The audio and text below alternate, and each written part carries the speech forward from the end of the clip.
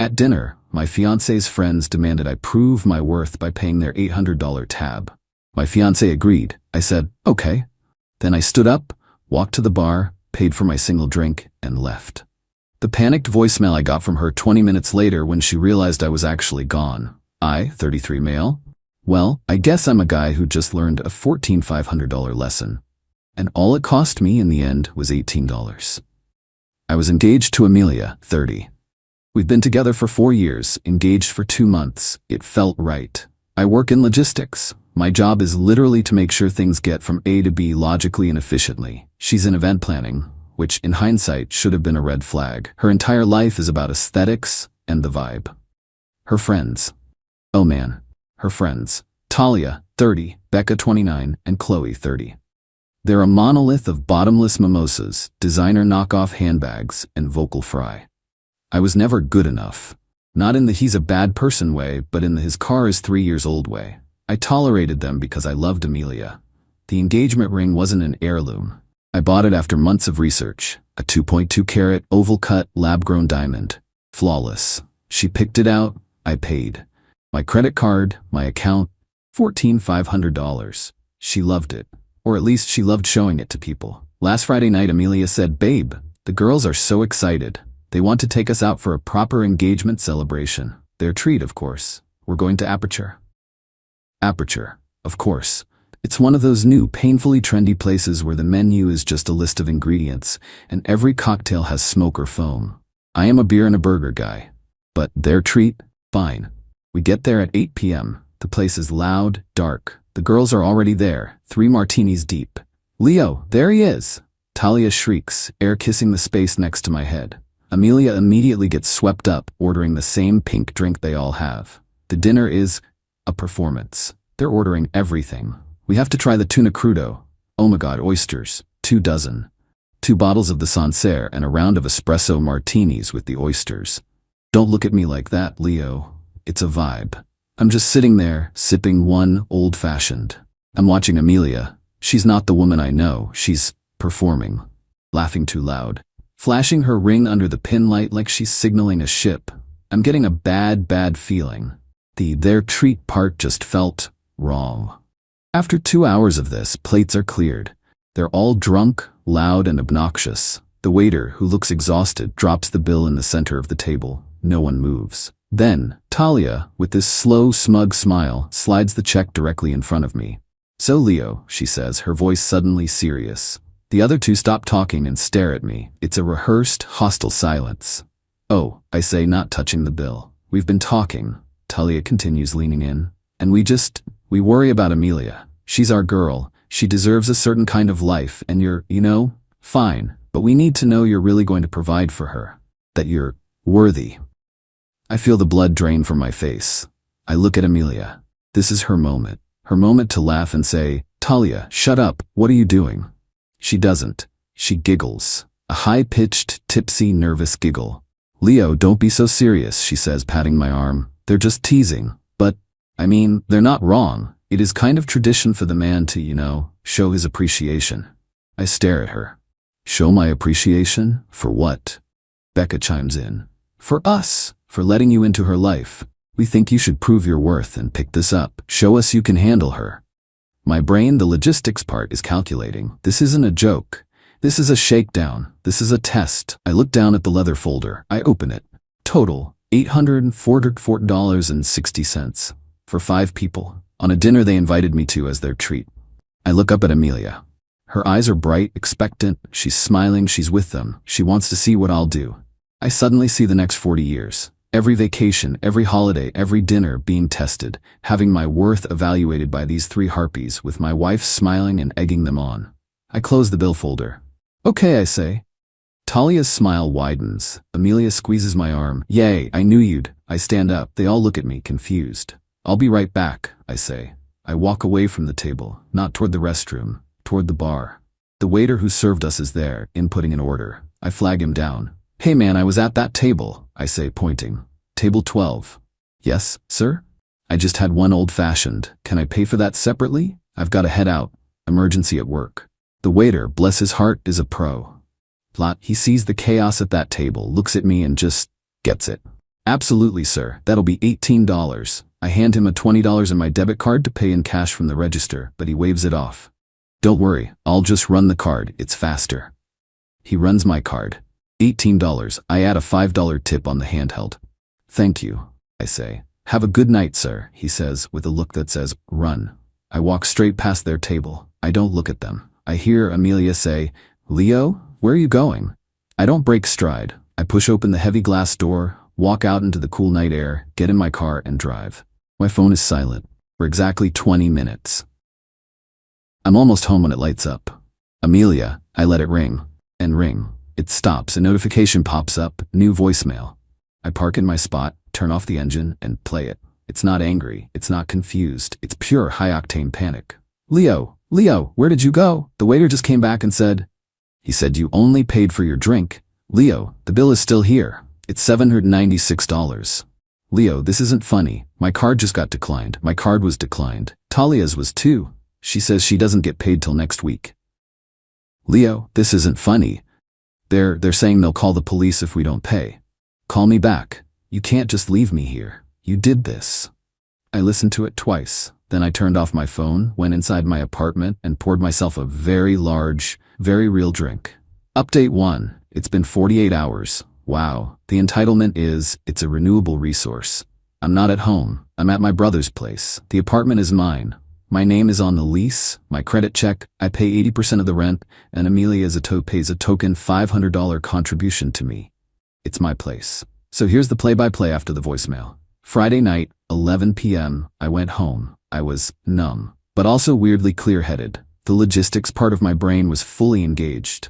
This was a problem to be solved. I packed a duffel bag, work clothes for a week, toiletries, my laptop. I went to my desk, I found the file with all our important docs. I took the GIA certification papers and the receipt for the engagement ring. $14,500. Paid in full. By me. Then I left. Drove to my brother's. He was up. I just said, it's over with, Amelia. Can I crash? He nodded, got me a beer, and left me alone. Saturday. I turned my phone back on. It was a digital explosion. 30+ missed calls from Amelia, Talia, and Becca. A wall of texts. Amelia. I'm coming home now. You better be there. How could you abandon me? Talia had to call her dad, at midnight, to pay the bill. I have never been so humiliated in my entire life. We are fighting. Talia, from a number I didn't have. You are a pathetic, broke little boy. You just proved you're not a real man. Amelia deserves so much better, and I'm going to make sure she gets it. Amelia, this is all your fault. You made me look like a fool in front of my friends. Leo, I'm at the apartment. Your car is gone. Where are you? Did you change the locks? I let her spiral for a bit. Then, around 9 a.m., I sent my first and only text. Amelia, I'm at my brother's. After your little test last night, it's clear we have fundamental differences in values. Your decision to side with your friends and attempt to humiliate me into paying an $800 bill was a deal breaker. We are done. The response was instant. Amelia, a deal breaker? Over a dinner bill? Leo, you are blowing this way out of proportion. I was drunk. They were joking. You are the one who embarrassed me. You made me look poor. I didn't reply. Then the real motive came out. Amelia, an hour later, fine, be mad, but I need to get into the apartment. My work laptop is there and I have a presentation on Monday, and I need money. My card still isn't working. You need to turn it back on. My car payment is due. I replied, the card you use is an authorized user card on my personal account. It was a card for my partner. You made it clear on Friday that you are no longer my partner. It is not being turned back on. The partnership is dissolved. Amelia, you can't do that. That's financial abuse. I'm calling the police. I have a right to my money. And she did it. She actually called the cops. Around 2 p.m., I get a call from a private number. It's a police officer. Sir, I'm here with a Miss Amelia. She's saying you've locked her out of her residence and cut off her access to money. I was calm. Officer, it is 100% my apartment. My name is the only one on the lease. Miss' last name is my ex-fiancée. She is not a tenant. She's welcome to retrieve her personal belongings. But I am not at the apartment, and I am not comfortable with her being there without me present. This is a civil matter. As for the money, she is referring to a credit card on my personal account, which I, as the primary account holder, have every right to deactivate. I heard him sigh through the phone. Ma'am, he says, his voice muffled. He's right. It's his lease. This is a civil dispute. We can't force entry. You need to arrange a time with him to get your things. I heard her start to wail. But my laptop, my clothes. The call ended. Then the texts from Amelia got desperate. Then cold. Then, finally, fatally stupid. You know what? Fine. Keep your stupid apartment. Keep your stupid money. You are a cold, petty, vindictive man. But I'm keeping the ring. You humiliated me. I deserve something for the 4 years I wasted on you. Consider it payment for emotional distress. I read that text, and I smiled. She just put it in writing. This was no longer a spat. This was theft. My response was methodical. Step 1. I called my insurance company. Hello, I need to make a report. My engagement ring, valued at $14,500, has been stolen. I have the GIA certification and the original receipt. I know who has it. My ex-fiancée, Amelia. She is currently at her parents' address, I assume, and has admitted in a text message that she is keeping it and refuses to return it. The insurance agent, who sounded bored at first, suddenly became very interested. She admitted it in writing, sir? Oh yes. We can definitely open a claim. We will be investigating this. Our legal department takes this very seriously. Step 2. I sent a final text to Amelia. Amelia, the engagement ring is a conditional gift given in contemplation of marriage. The condition is now void. Your text stating you are keeping the ring as payment is an admission of theft. I have already initiated a claim with my insurance company. They will be contacting you. You have until 5 p.m. tomorrow, Sunday, to return the ring to me in person. If you do not, I will be filing a full police report for felony theft, and the insurance company will proceed with their fraud investigation, which may involve criminal charges. This is not a negotiation. 5 p.m. tomorrow. I'm a strong woman. I deserve this. Bravado vanish like a fart in the wind. Amelia, theft? Insurance? You wouldn't. You're lying. That will ruin my life. They'll arrest me. Leo, please, this is insane. You're ruining my life over a stupid ring. I didn't reply. My phone went silent for a few hours. Then a new message. A DM. From Talia. Talia, you're really threatening to put a woman in jail over a gift you gave her? You're the definition of a small, pathetic, insecure man. We're going to tell everyone what kind of monster you are. I just screenshotted it and sent it to my brother with the caption, Monster, lol. The 5 p.m. deadline is tomorrow. The ball is in her court. Final update, hey Reddit. It's over. The saga is finished, and I am still processing the sheer weapons-grade stupidity of it all. Here's the breakdown. The deadline, Sunday, 5 p.m. came and went. No text, no call, no Amelia. I sat at my brother's kitchen table looking at my phone. Part of me was sad. I really thought deep down she'd do the right thing, but she didn't. She called my bluff, so I acted. Sunday, 5 p.m. I called the non-emergency police line. I need to file a report for felony theft. I laid it all out. The ring's value, $14,500, the GIA cert number, my ex-fiancée's name, and crucially, a printout of the text message. I'm keeping the ring. I deserve something. The officer on the phone was all business. Sir, an item of this value, with a written admission of intent to deprive you of it. Yes, that's felony theft. We will have a detective reach out to her. He gave me a case number. Sunday, 5:30 p.m. I called my insurance agent back. Hi, it's Leo. The 5 p.m. deadline passed. She has not returned the ring. I have filed a police report. Here is the case number. The agent was, I can only describe, gleeful.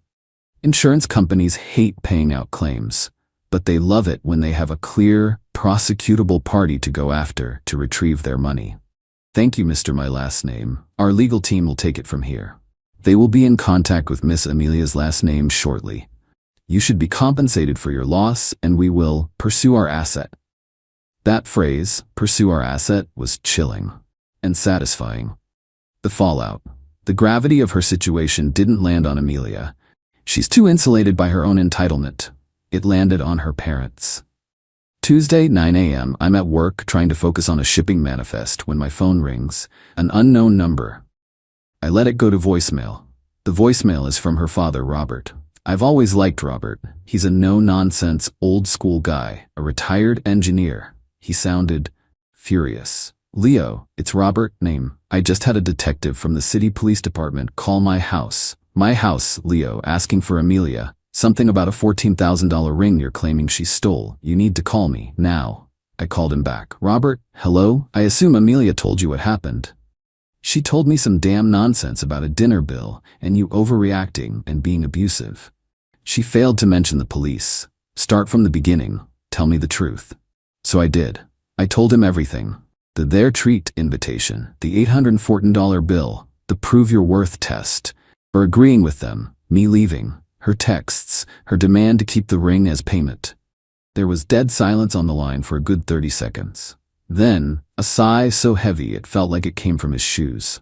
Talia, he said, it wasn't a question. Yes, that girl has been poisoned since they were in high school. Leo, I am so sorry. My daughter, she's a fool, weak, she lets those awful women think for her. This is humiliating. Robert, I don't want to ruin her. I just want the ring back. If I get it back, I'll drop the charges. I'll call off the insurance company. Oh, you'll get it, he said, his voice flat and cold. I am going to handle this. Tuesday, 3 p.m. My apartment intercom buzzes. It's Robert. I go down to the lobby. He's standing there looking 20 years older. He's holding the little velvet ring box. Amelia is in his car parked out front. I can see her. She's in the passenger seat staring at her lap sobbing. Leo, Robert says, handing me the box. I can't apologize enough. For her friends. It's not your fault, Robert, I said. She's not a bad person, he said, rubbing his face. But she's weak, and she's stupid. She pawned it, Leo. I recoiled. I physically took a step back. She what? She pawned it on Saturday for $3,000, said she needed it to pay Talia's father back for the dinner because he was threatening Talia and to, I don't know, live on. My God. I had to go down to the pawn shop with the police report, he said, his voice shaking with anger. Show them the item was stolen property. It cost me $3,500 to get it back from them. She'll be paying me back until she's 40. He just looked at me.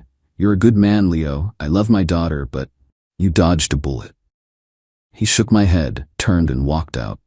As he was getting in his car, Amelia bolted out of the passenger side. She ran up to me in the lobby, her face an absolute mess of streaked mascara and tears. Leo, please, it was a mistake. I was scared. I had no money. You drove me to it. I just looked at her, the woman I thought I was going to marry. You drove yourself there, Amelia. The moment you giggled and agreed with Talia, this was over. The pawn shop, that was just pathetic. So that's IT? She shrieked, and a neighbor peeked out of their door. 4 years? You're throwing our whole life away over money? No, I said, and I finally felt nothing, just tired. I'm throwing it away over character. You don't have any. Go home, Amelia. I turned, went to the elevator, and didn't look back. The aftermath. I called the detective. Charges dropped. I called the insurance company. Claim canceled. I arranged a time for her to get her stuff. I had my brother and his very large friend there. She came with her mom, who just glared at me. They packed her clothes and her 800 skincare products and left. Her laptop was there. I'm not a monster. And the friends? The cherry on top. My friend Mark, who knows Becca, gave me the epilogue. Talia's father, a prominent lawyer, was apoplectic that she dropped an $800+ bill on his card and then got his name involved in a potential police matter. He cut her off. Completely. Word is she's trying to sell her designer bags on Poshmark to make her rent. Becca and Chloe ghosted Talia. They're terrified of the drama and don't want to be associated with her, or, more likely, her empty wallet. So, I'm out $18 for an old-fashioned and $5 for the tip. I have a $14,500 ring that I can't even look at. I'll sell it. I'll take a loss. But it's a cheap price to pay for my future. Amelia is 30, unemployed. She was fired on Tuesday for a no-call, no-show on Monday during her pawnshop panic. $3,500 in debt to her very angry father, and has lost her fiancé, her ring, and her best friends. She wasn't a victim. She was a volunteer. They wanted to test my worth. Turns out, I was the only one in that room who had any.